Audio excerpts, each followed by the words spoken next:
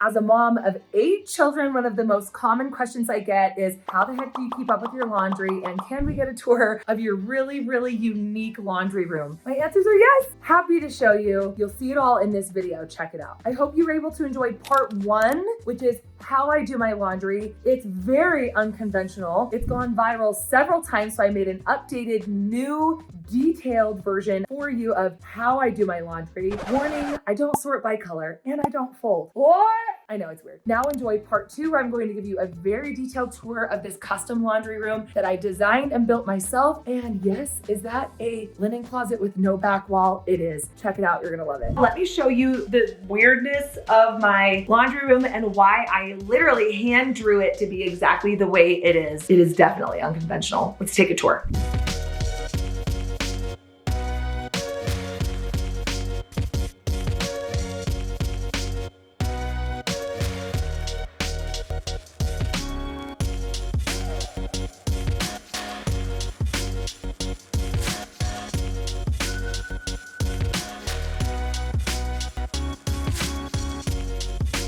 As you walk into our laundry room, I always have a basket right here so that if I find dirty clothes lying around, or if anyone's walking by with dirty clothes, they can just toss them in and I will sort them later. I like having a gathering spot. With a family like mine, I always had a dream to have 2 washers and 2 dryers. It finally came true, and yes, I'm spoiled, and yes, it is such a game changer. But up until recently, I only ever had 1 and 1, so just pretend those aren't there.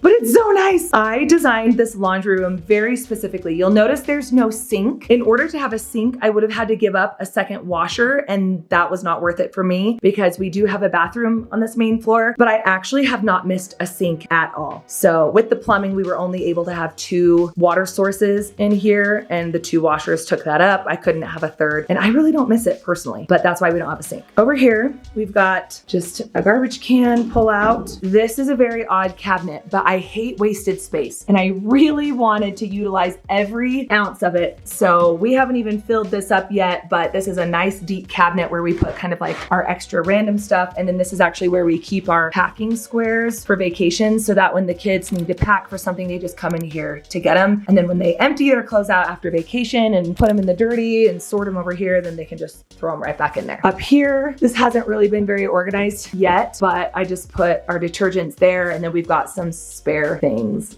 up there. I love this cabinet color, and I can't remember what it is. I will find it and put it in the description because I know you're gonna ask. Isn't it pretty? I love it. Up here again is just another upper cabinet, just like this one, to store stuff. And then this was very specifically designed by me to fit a nice tall hamper, and this is where I sort the dirties. So we've got one for whites, heavy, light, delicate, and towels and bedding, which I clearly need to do a load. I absolutely love being able to sort the laundry and then have it disappear. And I already know what a lot of you are going to say in the comments, and it's okay, I get it. A lot of you will say, wouldn't it be nice? I don't have space for 2 washers. I don't have space for this. I get it. We didn't either, I promise. Our very, very first house was a tiny little townhome where all we had was a washer and dryer in a closet. There wasn't even room to store detergent in there. I had to store detergent in my bathroom. I get it, but I still use these methods. There are ways to separate your clothing. I had different hanging hampers on the wall of my closet. Our next house didn't have a laundry room, but I used the space between the garage and the kitchen, kind of that walkway, and that became my laundry room, where I had hampers, really narrow ones up against the wall, where again, all you need is 5, and I used that to sort. I had a few hanging on the wall, and then I had a few just on the floor. There are ways. And even then, if you can't make it work, that's okay. Just have 1 basket, 1 pile. But when it comes time to wash your laundry, don't just dump everything in. Take a minute and sort it into 5 piles. Maybe it'll be 5 piles on the floor, but I guarantee you can get through all those piles in a day. And it's worth it. If you have the luxury of having the baskets, great. If not, it's okay. These are big drying racks. This was something I really wanted as well. I wanted racks that were really sturdy. So sturdy that I could throw a big wet comforter on it and have it hang down and dry, and it can. And what I like is that I can unhook these chains, which will allow this to come down to a full 90-degree angle in case I need to lay things on top of it. So I don't use these as often as I thought I would, but they are really nice to have, especially for bedding. But if you don't have a drying rack, I just use a door for my comforters. I